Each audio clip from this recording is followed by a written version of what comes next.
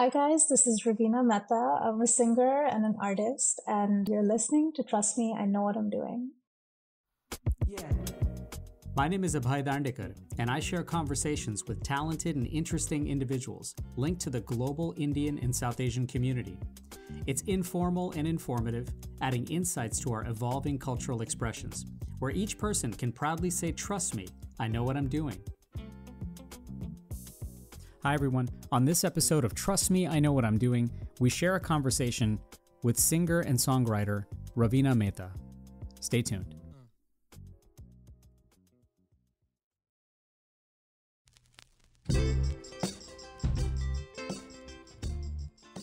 Once again, thank you for listening to the show and for sharing it with your friends and family, for rating and kindly reviewing it, and for following along on social media. Whether it's your first episode or it's first up on your weekly playlist, it's very much appreciated and I'm quite grateful.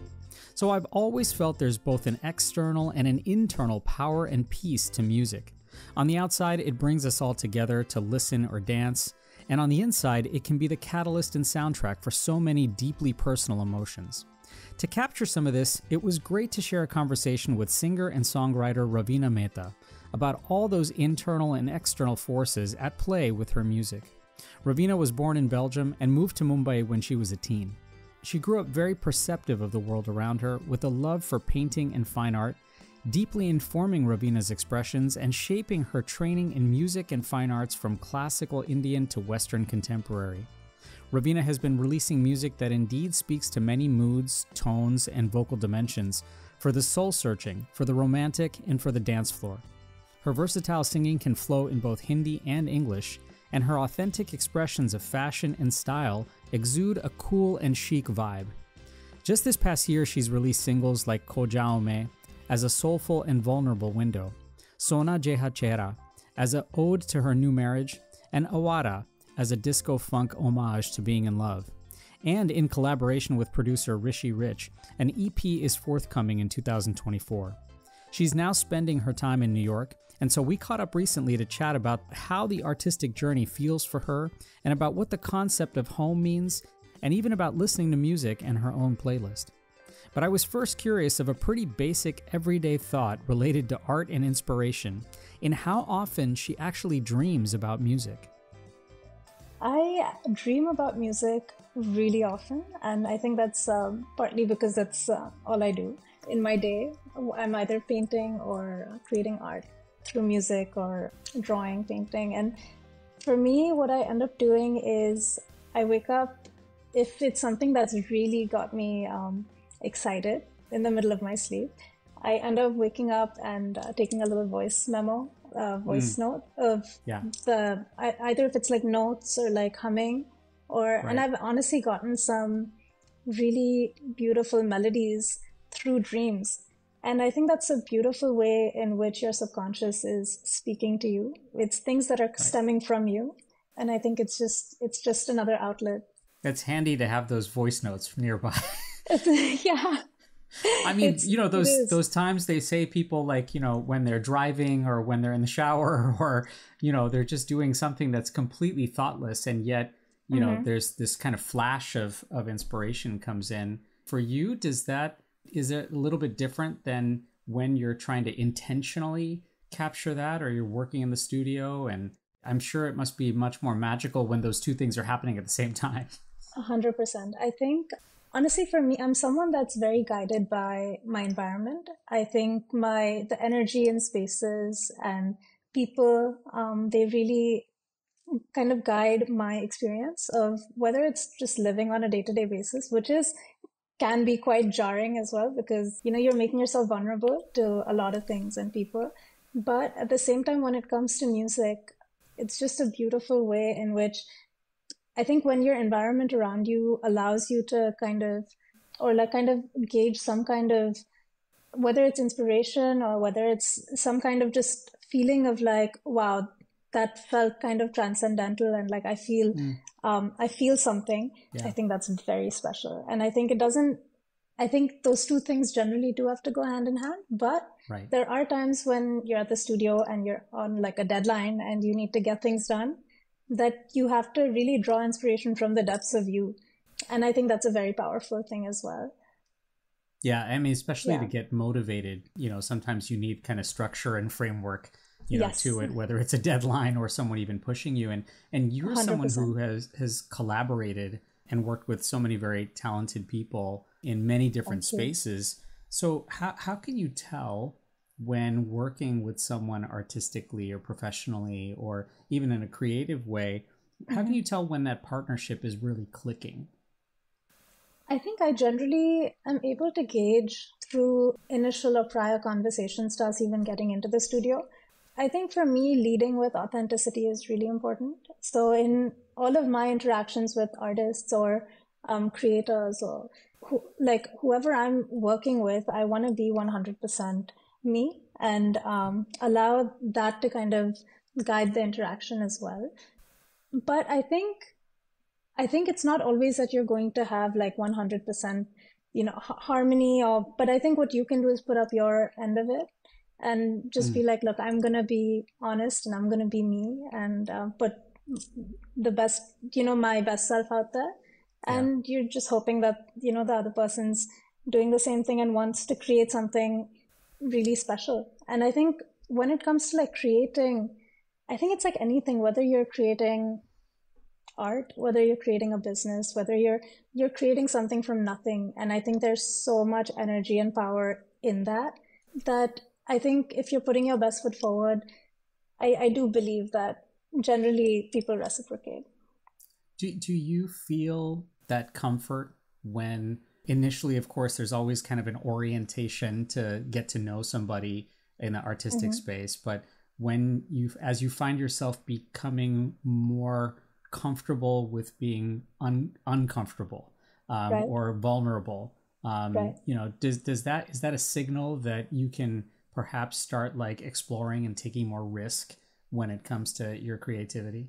100%. I feel like something that I've learned through my own journey is that, like, I think it's at the end of, or I think it's through discomfort that you're Mm, growing and that you're allowing yourself to, seek different kind of parts of you. I think it's really exciting.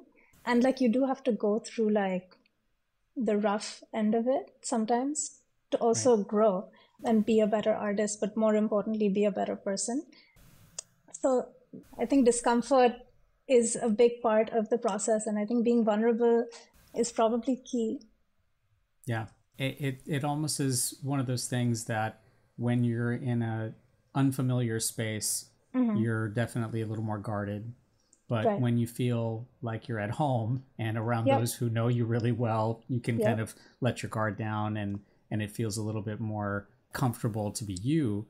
Right. Both, artistically, and we were even talking about, even geographically, you've been in so many Right. different places and have had so many areas where you found your that variety, both Right. artistically and geographically, I'd say. And I wonder for you, kind of, what does that concept of home mean to you when it comes to your art? I think home is it's such a beautiful yet loaded word, Right. and I think I actually wrote something on New Year's. I was coming back to the States from India, and I wrote this just like a small poem, and I think I'll just read out like the first line or something, and I think I'd said something like, "Does home exist in dualities? Do we exist in dualities?"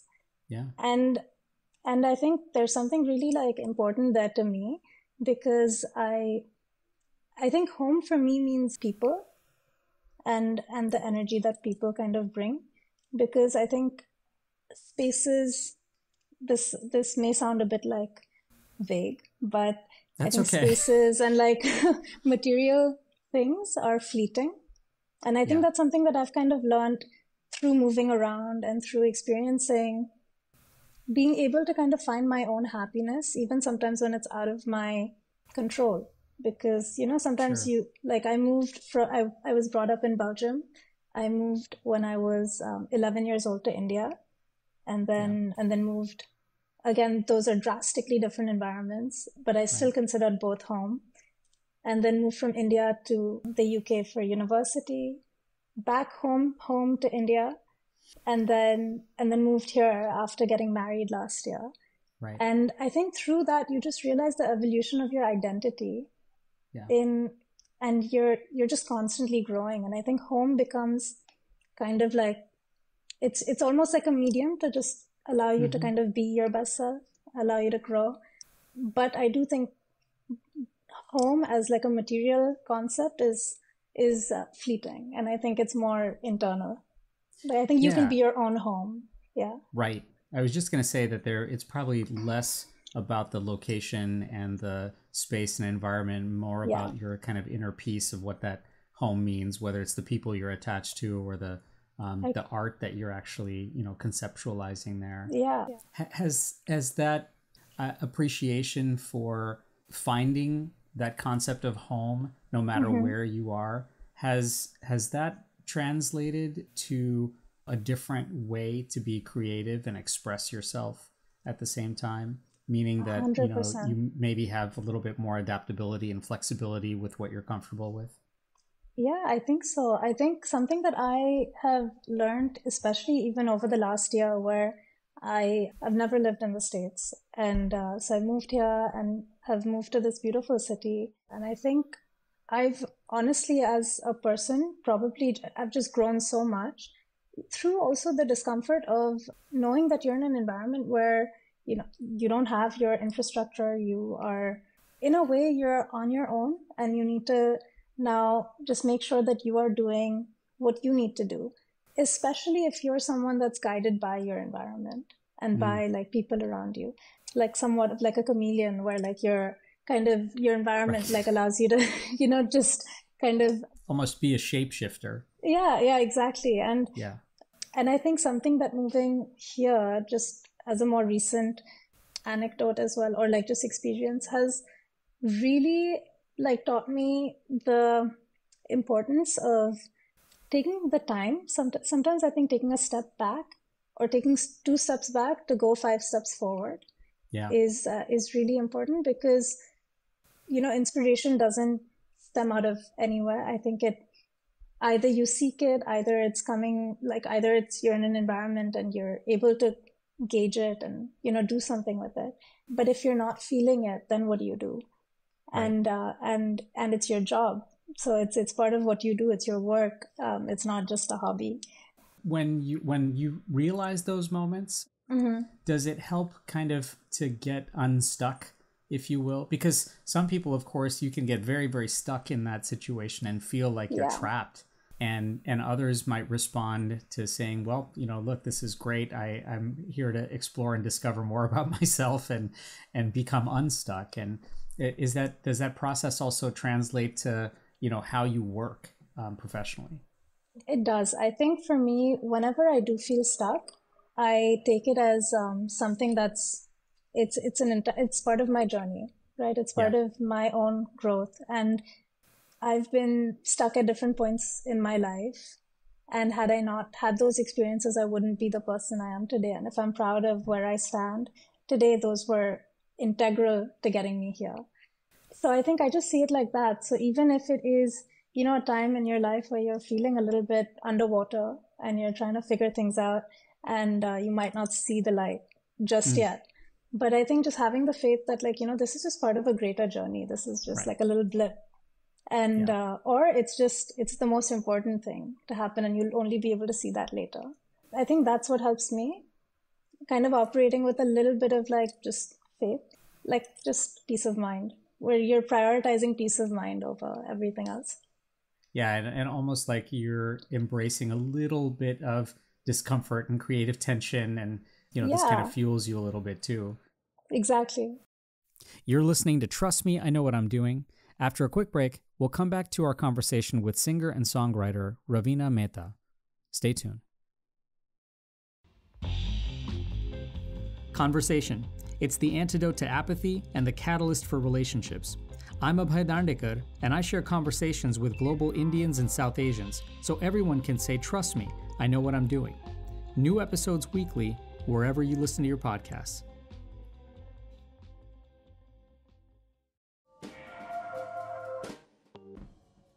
Hi everyone, this is Sid Sriram, and you're now listening to Trust Me, I Know What I'm Doing.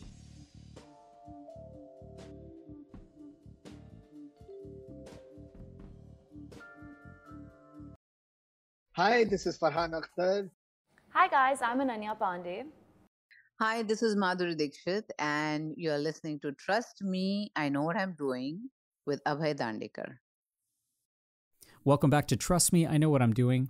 Let's rejoin our conversation now with singer and songwriter Raveena Mehta. I'm almost struck by artistic, venues and vehicles and what they might offer artists and creators. So I'm curious whether music and, the art of music and the creation of music offers for you a shelter or a retreat or something like a sanctuary of privacy to escape, or rather is it a big open space to jump into and more like have a party? Or maybe it's both, actually. I think it can be a little bit of both. I think it almost depends on, where I'm at. But I do think that for me, going into the studio, like over here, I have a small walk-in closet that I've converted into a studio room. Right. And for me, that space is, it's my sanctuary. It's where I can be almost whoever I want to be, or it's also where I can be a very raw self. And I feel that way in my home. I feel that way with my closest people. But I think what music and art gives me is meditation. And I think the ability to really get engulfed into something, kind of separate myself. But it's not as an escape. It's just more for like my own inner, just my inner peace, which I have mentioned before. But like it genuinely is for that. It just helps me just operate in like just like a calmer way where I'm just like, okay, this felt good. I almost feel like that's a great way to blend the two, right? I mean, it's a sanctuary for your inner peace, and yet when you're there, having that inner peace almost feels like a party. Yes, exactly. I think for me, like since I was very young, I grew up around my grandparents and a lot of family. And I think through conversations that I've had with them as well, where there was a massive just prioritization of inward thinking and reflection and introspection and being good. My family, they're Jain, which is wherein they follow like the principles of Jainism follows principles of like ahimsa. Yeah. And which is nonviolence. And like, I think taking some of those things that I've learned really like through like things I've read or through my grandparents at really young ages, I'm able to in a way adapt or kind of instill those values in like my own way. Those are my own values today. It's not in it's more in the form of spirituality through religion, through music or through art, where it just allows me to just be at like a good, just happy state of mind. Yeah. And, I imagine that that's the best vehicle by which you can almost practice that spirituality and like express those principles that, you're talking about. I was listening to Awara and even your latest remix of Jab Tu Hai Wahi, and, they feel a little bit more like a pivot to some more disco funk, or even dance hall or even house kind of music, where there's a little bit more of a spirit to them of kind of trance or dance or some a little bit deeper kind of disco funk, if you will.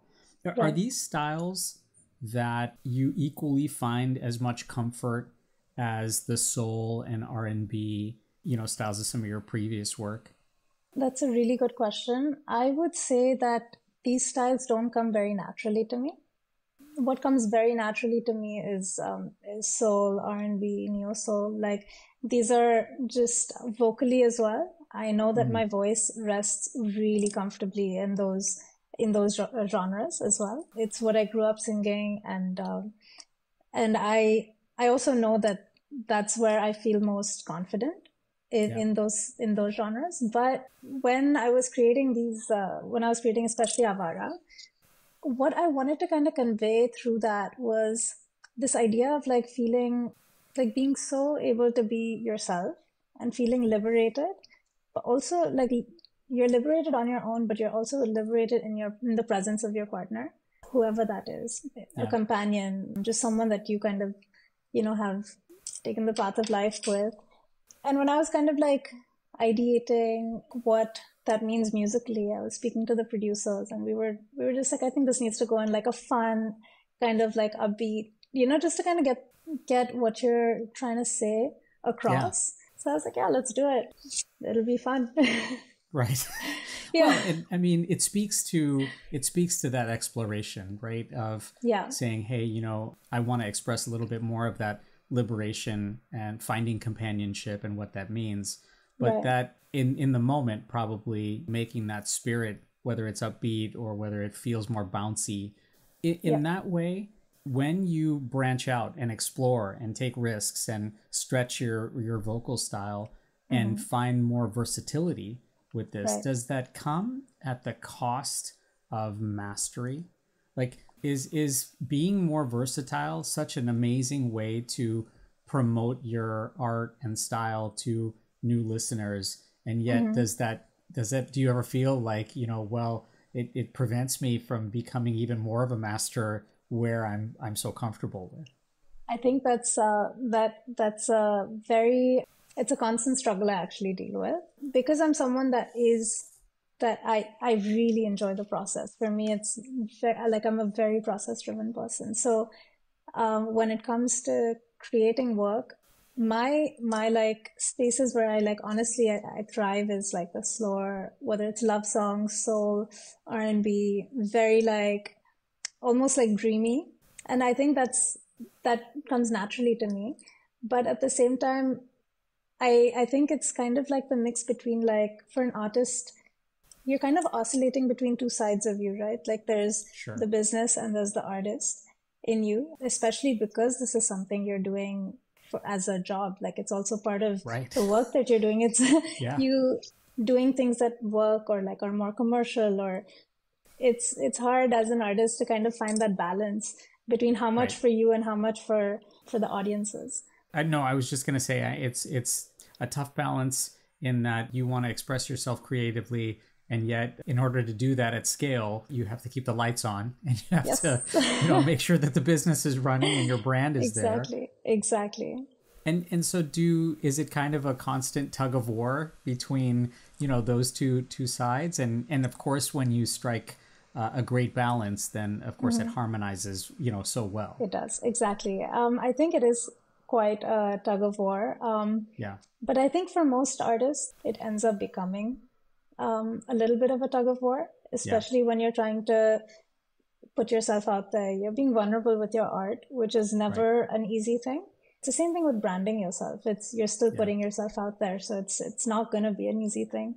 There's a lot of discomfort associated in, the way perception works, or the way self-perception works with all of this stuff. You have to have that sort of self-trust, if you will, and that confidence that, hey, your inner self is not changing, but again, the shape-shifting and the persona changes, and the vulnerability of putting yourself out there as different styles is not necessarily changing who you are. You're listening to Trust Me, I Know What I'm Doing. After a quick break, we'll come back to our conversation with singer and songwriter Raveena Mehta. Stay tuned. Every story told is a lesson learned, and every lesson learned is a story waiting to be told. I'm Abhay Dandekar, and I share conversations with global Indians and South Asians so everyone can say, trust me, I know what I'm doing. New episodes weekly, wherever you listen to your podcasts.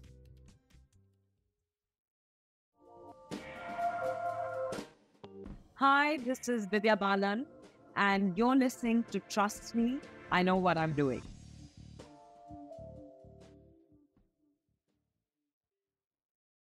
Hi, I'm Congresswoman Pramila Jayapal. Hello, everyone. My name is Tam France. Hi, my name is Richa Morjani, and you're listening to Trust Me, I Know What I'm Doing with Abhay Dandekar. Hi there, I'm Abhay Dandekar, and you're listening to Trust Me, I Know What I'm Doing. Let's rejoin our conversation now with Raveena Mehta. Each iteration, with each new song, and even in making this upcoming EP, what are some of the things that with each version of what you just mentioned in making music, what are some of the things that you've kind of had to unlearn with each step along the way? Ooh, I think something that I've had to unlearn, especially a bit more recently, is one is like letting go a little bit. I think whether it's like letting go of your art or letting go of a process, like a process can come to fruition, and that's what it was. And I think as an artist, sometimes you get a little bit caught up where you're just like, wow, like that was amazing, and you want something to either I don't think it's ever about replicating a process or replicating a feeling, but you can anchor yourself to something. And I think sometimes just like learning the art of like letting go and just kind of trusting that like, there's something else that's in store and you're going to grow through that. So I think those are important things. And I think honestly, on the business end of things as well, there's been so much growth for me personally, wherein I think you do have to separate parts of yourself when it comes to running something in a way that's, sustainable, viable, something you see for the future. And I think in doing that, you do have to unlearn, or rather maybe not unlearn, but just, tug certain parts away for a little bit, which can, maybe come back out later. Like they're not gone, but, you do have to prioritize other things as well, which I think, help you at different stages of life. Like at this stage in my life where, like, say, I see a vision for myself and I wish to operate with a vision because, I have that faith in my abilities. But at the same time, like, I know that, like, I'm not anchoring myself to that. Sure. Well, and that I imagine can be challenging, but again, part of the growth process. I'm also curious if in making music and, even adapting to be even more savvy, if you will, as both an artist and even on the business side, has this made you a better listener of music, almost appreciating art in many forms, but also understanding, wow, that's wonderful. And it's a beautiful piece of work. But in my listening skills, I've grown to know that this is not something I want to put out there. Yep. I do think that I've definitely built those skills over the years. When I started out, I think I was just an active receiver of all kinds of art. Yeah. I studied art formally as well, fine art. So for me, like, it's a lens that I genuinely see the world with even today. And I studied all kinds of art, from conceptual art, which is it's entirely conceptually driven, to, fine art, to political art. I think today I can say that, like, when I listen to music, I know certain things that work for me and things that don't work for me. That's not to say that they do and don't for other people. That's a personal choice. Almost being comfortable with what doesn't make it out there. Yeah. And again, part of that letting go process. Exactly. Yeah. Yeah. I was thinking also a little bit about some of the value that you have. You're someone who values aesthetic, particularly a fashion aesthetic, as well, as it adds to sort of your persona. And I read that you describe your fashion sense as edgy chic. So I'm curious, I mean, edgy chic style, does that bleed into other areas of your life, whether that's personally or professionally? Or is it a persona, kind of like a costume that you put on and, you leave it where it's at? No, I think it definitely comes into it. It does kind of find its way into different parts of my life. And I think they're actually inherently quite part of my personality as well. Yeah. Wherein, again, like going back to like something we spoke about, like, do we exist in dualities, right? I think there's so many different ways in which I think that we're so multifaceted and very dynamic people as humans, right? There's no one strand that's going to make me. It might not be edgy and chic. That might just be from my like clothing and like things I like to wear. But I do think that it does bleed into my personal life and also professionally, because I do wear these different hats. I value my time with family a lot. Around family, I'm wearing a different hat. Around my professional friends and colleagues, I'm wearing a different hat. And I think for someone like me, that allows me to be my best self in different areas, and they're all me. But in order to be my best self for the people that whether it's I love and care for across all boards and also me, I think it's important to, allow yourself to just be and wear the different hats whenever you need to.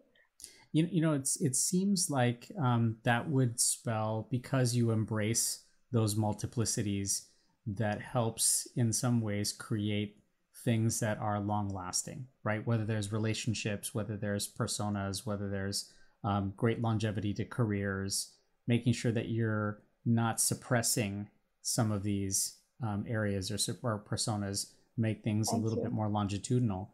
And I'm curious about that specific aspect of things, because how do you make music and art in a world where instant gratification and almost like the disposability of art and music exists so much in the marketplace?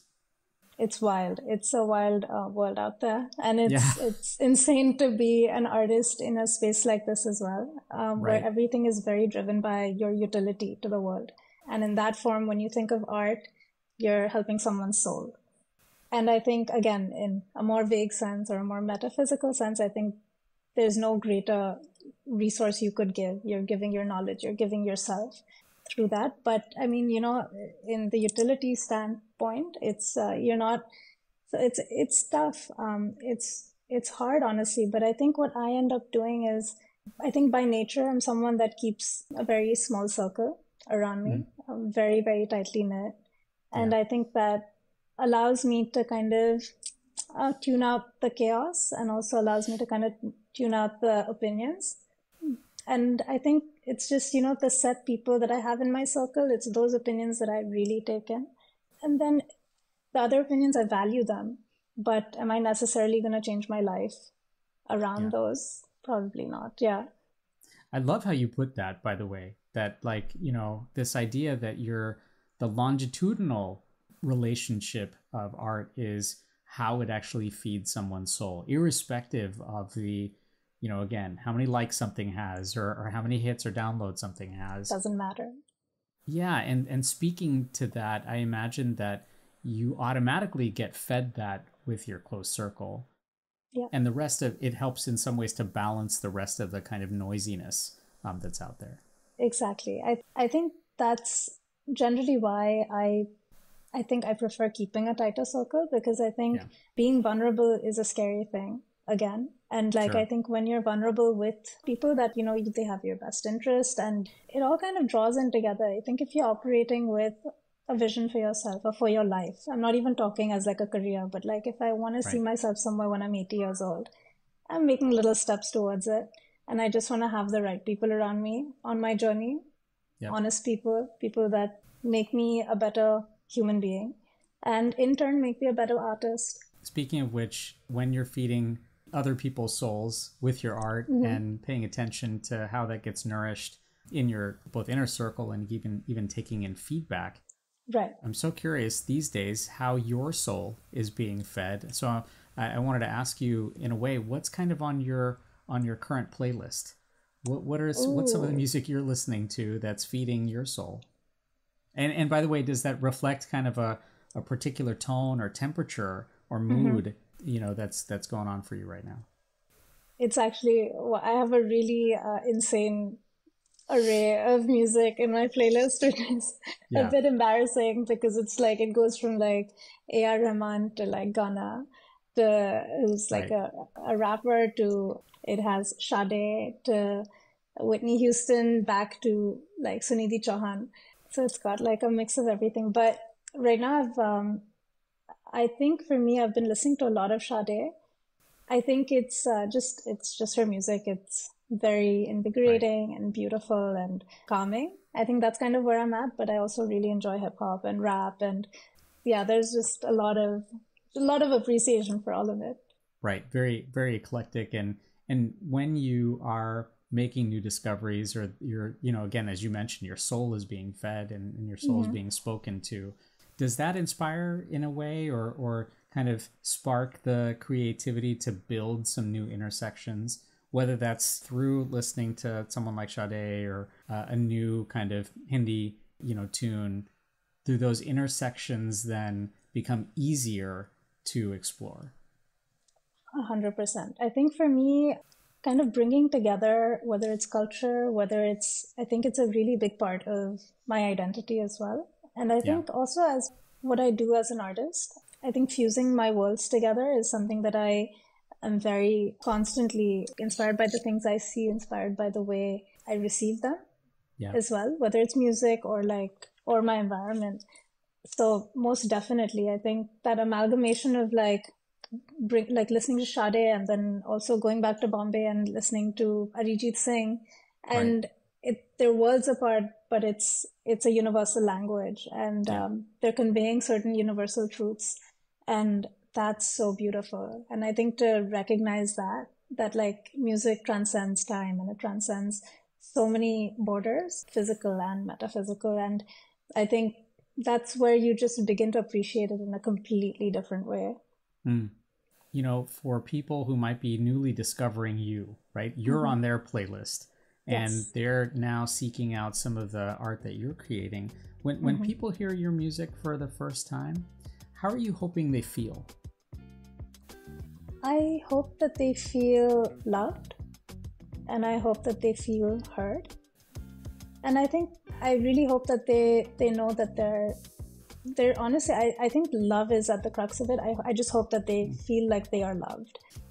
Well, I know that your art and music are speaking to many, and hopefully they're loving and appreciating it.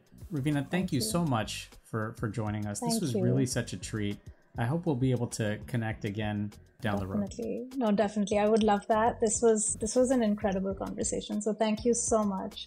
I really appreciate the questions and just the depth of the conversation. Thank you so much again, Raveena, and please check out her music as it's streaming everywhere. A big thank you again for rating and reviewing and passing the word along to your friends and family about Trust Me, I Know What I'm Doing. Please again, be fiercely conscious of our climate and the planet that we live on, and try and deliver a random act of kindness to someone along the way. Till next time, I'm Abhay Dandekar.